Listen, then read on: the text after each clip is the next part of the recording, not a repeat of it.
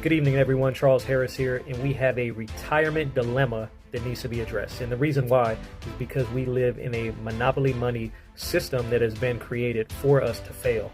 Now, 30 years ago in this country, you only needed one income to survive, and it didn't matter what you were doing. You could be driving a taxi, working at a grocery store. It didn't matter what you were doing. Most people today are living paycheck to paycheck, regardless of how much they're earning. So if most people are living paycheck to paycheck, how are they going to ever retire? Especially when jobs don't offer pensions anymore. Most of them don't offer retirement plans. How can they ever retire? The average person right now, today, is going to need about $1.6 million to retire. And that would sustain them from the time they retire to the time they pass away financially over the course of their lifetime. So think about that. That's today. What about for someone who's in their 30s? They don't have another 30 or 40 years before they retire. So that $1.6 million that they need today means that they're going to need about $3, $4, $5+ million 30, 40 years from now.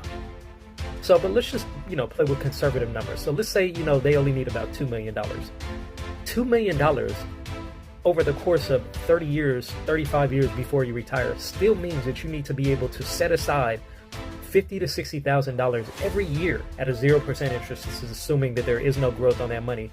But still, $50,000 to $60,000 a year you need to set aside every year for the next 30 years. The problem is most people don't even make that for the year. Total income. Or that may be about the average ballpark that most people make. So if you're only making $50,000, $60,000 a year, how can you possibly set aside $50,000 or $60,000 for retirement? You can't. That's the problem. You can't. So what do we do? What do we do? Because this needs to be addressed.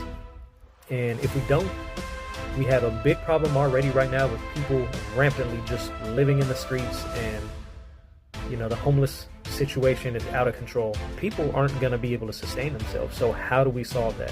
What could we do? Give me some suggestions. I'd love to hear from you guys.